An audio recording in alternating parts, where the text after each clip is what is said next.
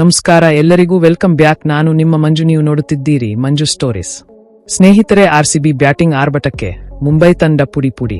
ಹಾಗಾದರೆ ಸ್ನೇಹಿತರೆ, ಈ ಸುದ್ದಿಯ ಸಂಪೂರ್ಣ ಮಾಹಿತಿಯನ್ನು ಈ ವಿಡಿಯೋದಲ್ಲಿ ತಿಳಿಸಿಕೊಡುತ್ತೇನೆ. ಅದಕ್ಕಿಂತ ಮುಂಚೆ ನೀವು ಇನ್ನೂ ನಮ್ಮ ಚಾನೆಲ್ ಅನ್ನು ಸಬ್ಸ್ಕ್ರೈಬ್ ಮಾಡಿಲ್ಲ ಅಂದ್ರೆ ಈ ಕೂಡಲೇ ಸಬ್ಸ್ಕ್ರೈಬ್ ಮಾಡಿ. ಇನ್ನು ತಡ ಮಾಡದೆ ವಿಡಿಯೋ ಸ್ಟಾರ್ಟ್ ಮಾಡೋಣ ಬನ್ನಿ. ರಾಂಕೆಡೆ ಕ್ರೀಡಾಂಗಣದಲ್ಲಿ ಐಪಿಎಲ್ ಇತಿಹಾಸದ ಎರಡು ಬಲಿಷ್ಠ ತಂಡಗಳಾದ ಮುಂಬೈ ಇಂಡಿಯನ್ಸ್ ಮತ್ತು ರಾಯಲ್ ಚಾಲೆಂಜರ್ಸ್ ಬೆಂಗಳೂರು ಮುಖಾಮುಖಿಯಾಗಿದ್ದವು. ಟಾಸ್ ಗೆದ್ದ ಬೆಂಗಳೂರು ತಂಡ ಮೊದಲು ಬ್ಯಾಟಿಂಗ್ ಮಾಡಲು ನಿರ್ಧರಿಸಿತು.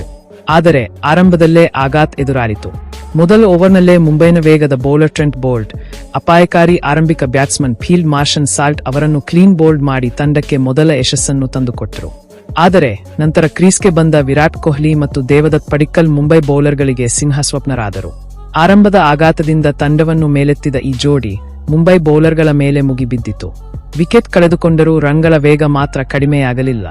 ವಿರಾಟ್ ಕೊಹ್ಲಿ ಎಂದಿನಂತೆ ತಮ್ಮ ಅದ್ಭುತ ಫಾರ್ಮ್ನಲ್ಲಿದ್ದರು. ದೀಪಕ್ ಚಹಾರ್ ಅವರ ಮೊದಲ ಎಸೆತದಲ್ಲೇ ಮನೋಜ್ಞವಾದ ಬೌಂಡರಿ ಬಾರಿಸುವ ಮೂಲಕ ಖಾತೆ ತೆರೆದ ಅವರು ನಂತರದ ಓವರ್ಗಳಲ್ಲಿ ಟ್ರೆಂಟ್ ಬೋಲ್ಟ್ ಅವರ 2 ಎಸೆತಗಳನ್ನು ಬೌಂಡರಿಗಟ್ಟಿದರು. ಅವರ ಬ್ಯಾಟ್ನಿಂದ ಸಿಡಿದ ಪ್ರತಿ ಚೆಂಡು ಬೌಂಡರಿ ಗೆರೆ ದಾಟುವ ಸೂಚನೆ ನೀಡುತ್ತಿತ್ತು. 4ನೇ ಓವರ್ನಲ್ಲಿ ಬೌಲಿಂಗ್ಗೆ ಬಂದ ಜಸ್ಪ್ರೀತ್ ಬುಮ್ರಾ ಅವರನ್ನು ವಿರಾಟ್ ಸ್ವಾಗತಿಸಿದ್ದು ಒಂದು ಭರ್ಜರಿ ಬೌಂಡರಿಯೊಂದಿಗೆ. ಈ ಬೌಂಡರಿಯೊಂದಿಗೆ ವಿರಾಟ್ ಕೊಹ್ಲಿ T20 ಕ್ರಿಕೆಟ್ನಲ್ಲಿ ಹೊಸ ಮೈಲಿಗಲ್ಲನ್ನು ತಲುಪಿದರು. 13,000 ರನ್ಗಳನ್ನು ಪೂರೈಸಿದ ವಿಶ್ವದ ಕೆಲವೇ ಬ್ಯಾಟ್ಸ್ಮನ್ಗಳ ಪಟ್ಟಿಗೆ ಅವರ ಹೆಸರು ಸೇರ್ಪಡೆಯಾಯಿತು. ಈ ಹಿಂದೆ ಕ್ರಿಸ್ ಗೇಲ್, ಕೀರನ್ ಪೊಲಾರ್ಡ್ ಮತ್ತು ಶೋಯಬ್ ಮಲಿಕ್ ಅವರಂತಹ ದಿಗ್ಗಜ ಆಟಗಾರರು ಈ ಸಾಧನೆ ಮಾಡಿದ್ದರು. ಈ ದಾಖಲೆಯ ನಂತರ ವಿರಾಟ್ ಇನ್ನಷ್ಟು ಅಪಾಯಕಾರಿಯಾದರು. ಬಿಲ್ ಜಾಕ್ ಅವರ ಓವರ್ನಲ್ಲಿ ಅಬ್ಬರದ ಬ್ಯಾಟಿಂಗ್ ಪ್ರದರ್ಶಿಸಿದ ಅವರು ಕೇವಲ 5 ಓವರ್ಗಳಲ್ಲೇ ತಂಡದ ಮೊತ್ತವನ್ನು 53 ರನ್ಗಳಿಗೆ ಏರಿಸಿದರು. ಈ ಪಂದ್ಯದಲ್ಲಿ ವಿರಾಟ್ ಆಡಿದ್ದು T20 ಶೈಲಿಯಲ್ಲ, ಬದಲಾಗಿ T10 ಶೈಲಿಯಲ್ಲಿ. ಅವರ ಬ್ಯಾಟ್ ನಿಲ್ಲಲೇ ಇಲ್ಲ. ಮುಂಬೈನ ಪ್ರತಿಯೊಬ್ಬ ಬೌಲರ್ ಅವರ ಅಬ್ಬರಕ್ಕೆ ತತ್ತರಿಸಿದರು.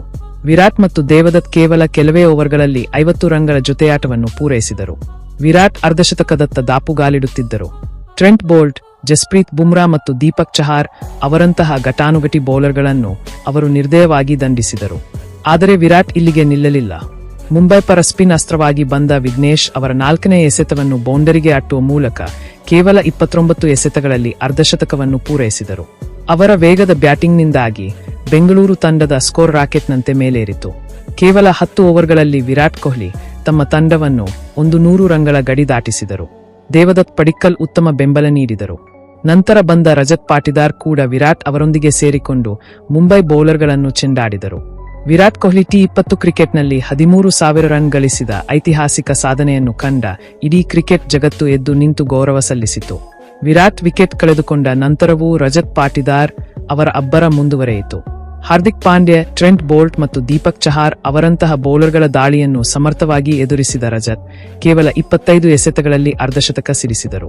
ಅವರ ಬಿರುಸಿನ ಬ್ಯಾಟಿಂಗ್ನಿಂದಾಗಿ ಬೆಂಗಳೂರು ತಂಡ 200 ರನ್ಗಳ ಗಡಿ ದಾಟಿತು ಮತ್ತು ಮುಂಬೈ ಇಂಡಿಯನ್ಸ್ ತಂಡಕ್ಕೆ ಬೃಹತ್ ಗುರಿಯನ್ನು ನೀಡಿತು. ಈ ಪಂದ್ಯ ವಾಂಖೆಡೆ ಅಂಗಳದಲ್ಲಿ ವಿರಾಟ್ ಕೊಹ್ಲಿ ಅವರ ಅಬ್ಬರದ ಬ್ಯಾಟಿಂಗ್ ಮತ್ತು ಬೆಂಗಳೂರು ತಂಡದ ಭರ್ಜರಿ ಆರಂಭಕ್ಕೆ ಸಾಕ್ಷಿಯಾಯಿತು. ಇನ್ನು ಈ ವಿಡಿಯೋ ಇಷ್ಟವಾಗಿದ್ದರೆ ಲೈಕ್ ಮಾಡಿ, ಶೇರ್ ಮಾಡಿ, ಸಬ್ಸ್ಕ್ರೈಬ್ ಮಾಡಿ. ನಮಸ್ಕಾರ ಸ್ನೇಹಿತರೆ.